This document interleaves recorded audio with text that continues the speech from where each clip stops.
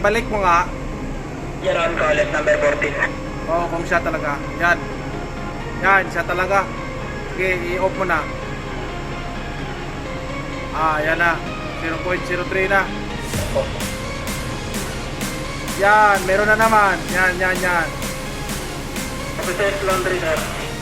Okay, sir. Open natin ngayon ba, sir? Roger, ilista mo lang muna. Tuloy lang tayo.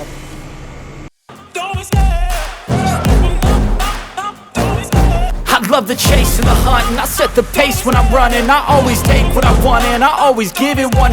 Don't need a bank, no I'm funded. Play the game like it's nothing. I'm always thankful for something. Don't take for granted, stay humble. Now wake up, it's time to look at the enemy. Look in the mirror if he is no friend to me. It's not. Check pa-on nga ng ilaw sa preparation ng sa life boat. Sa life craft preparation light. Kaninang inom mo, pa-on lang ulit. And we are back again mga batang marino. And another episode na naman tayo guys. Another trouble na naman dito sa barko. So for today's video guys ay maghanap tayo ng low insulation dito sa barko. Nag-alarma siya, low insulation kasi mababa yung reading ng ating insulation meter sa engine room. Ang low insulation alarm dito sa barko guys ay isa sa mga electrical faults kung saan ang isang equipment ay grounded or di kaya na short circuit. Ito ay mga alarms para sa ating early detection para maiwasan ang mga ground faults o di kaya magkukos ng sunog dito sa barko. Madalas sa mga inspector ng mga barko sa every port o di kaya mga port state control inspectors, ito ay isa sa mga tinitingnan nila kung insulation meter ng isang barko ay naka-infinite o di kaya may alarm. Dapat ang reading ng ating insulation meter ay dapat naka-infinity yan guys. Pag 1 and below mega ohms ang reading ng ating insulation meter guys, diyan mag-alarm ang ating insulation meter alarm. Pag nasa 220 or 110 volts yung low insulation alarm guys, yung una natin ginagawa guys ay pinapa-off natin isa-isa yung mga electrical equipment na naka-tap sa electrical diagram ng insulation. Dito binabantayan natin ang isang insulation meter kung papalo ito papuntang infinity.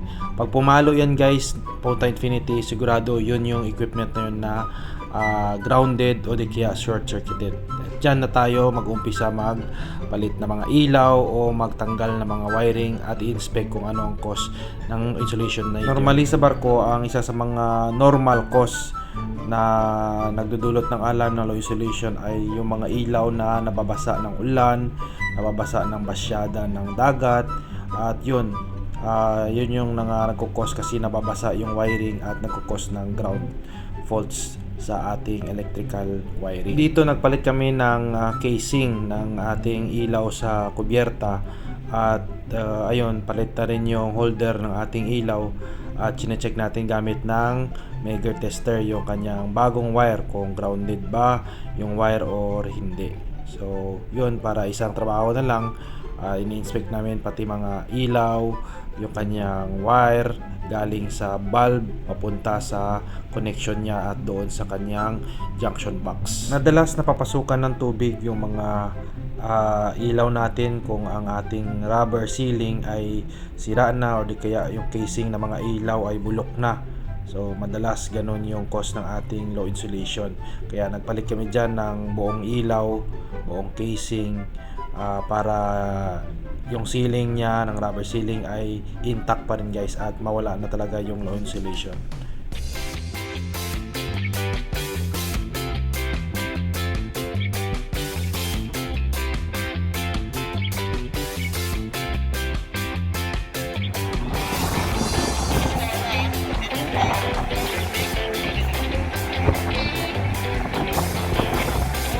Ito na.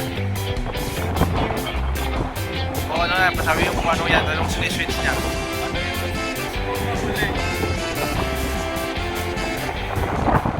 At syempre, kung hindi ka pa nakasubscribe sa ating YouTube channel, ay huwag mo itong kalimutan i-subscribe at i-hit ang notification bell para updated ka sa mga bagong uploads natin.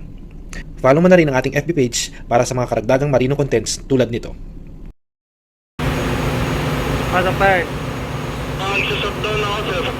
O sige, bunutin mo yung yung UPS yung sa transformer. Ito, nabunod na, sir. Yan na, pumalo na ng 5. 5 lang siya, hindi siya umabot ng infinity. So may natitira pa siya galing sa 0.5 papuntang 5. Balik ko muna to, sir. Oh Roger, balik mo muna. Balik mo. Balik muna, sir. Oh sige, balik mo.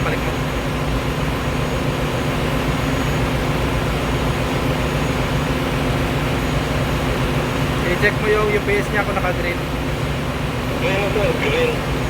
Oh sige, okay na yan. Tapos sunod ka doon sa mga washing machine. Sa beauty care, sir. Oh sige, subukan mo breaker.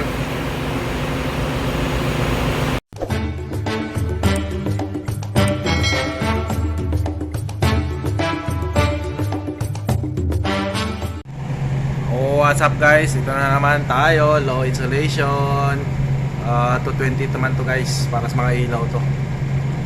Yan, palo-palo guys. So ito yung distribution panel nya. So ito yung mga group starter.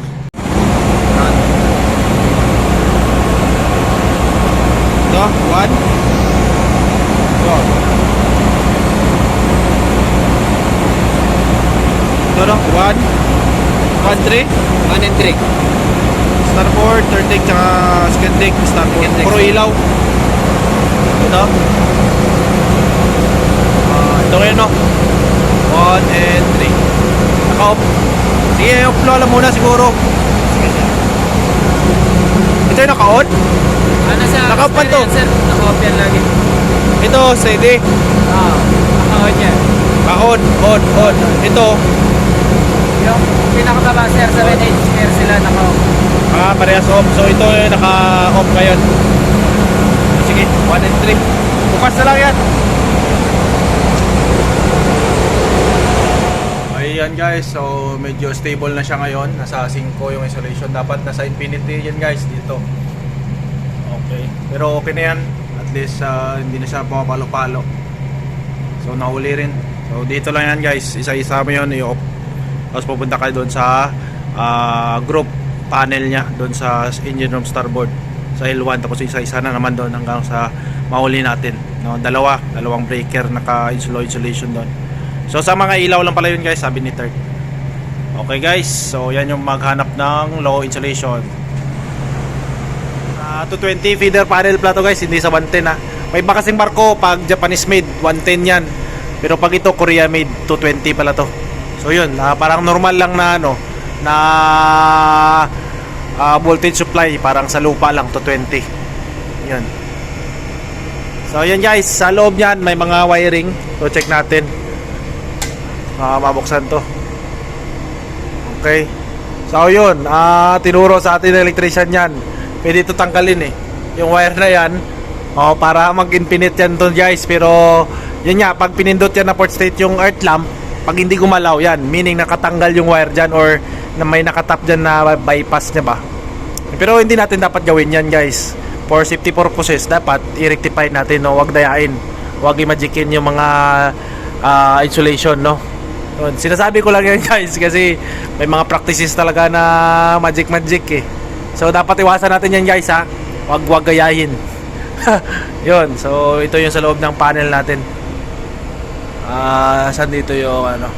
Sa kabila yung ano, bus bar. Yung parang ano, kung makita nyo yung bus bar. Anyway, para nasunod pakita ko yun guys yung bus bar na itsura nya.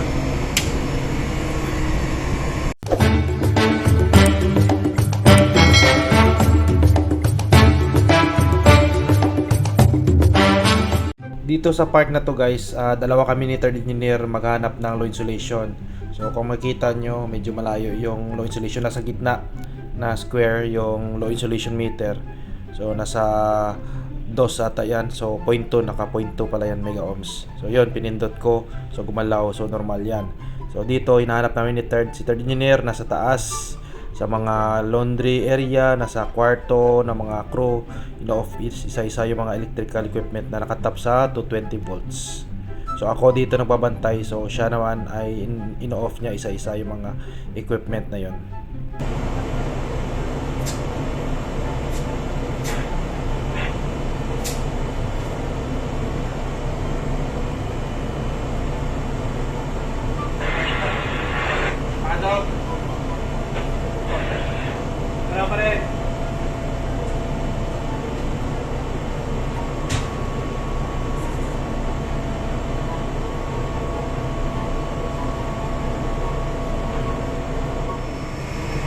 Balik mo nga. Yan on call at number 14. Oo, kung siya talaga. Yan. Yan, siya talaga. Sige, i-off mo na. Yan na. 0.03 na. Meron pa rin. O, hanap pa tayo ng iba. Ilista mo na yan. Sir, number 14 off ko. Yan, meron na naman. Yan. Officer's laundry, sir. Ba't puro, di ba natanggal mo na mga washing machine? Roger, sir. Baka grounded yung saksakan. Pero sir, baka sa washing machine mismo. Hindi man yan nababasa, sir eh. Hindi, yung saksakan ng washing machine tinanggal mo, di ba? Sa officer ko, sir. Sa officer ba yan? Yan. Nag-1 na siya, 1. Okay, sir. Off pa natin yung iba, sir. Roger, ilista mo lang muna. Tuloy lang tayo. 16, sir. Ganun pa rin. 17, sir.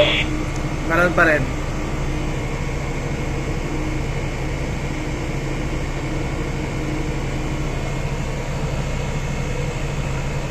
18, sir. Ganun pa rin. 19, sir. Ganun pa rin. Yan naman na, sir, yung iba, sir. Wala na rin naman ibang breaker, sir eh. Roger, baka sa to? Sa engine room na yung iba? Okay, sir. Tandaan mo na yung narista. Okay, sir. Ibalik ko muna sa on, sir, yung mga breaker.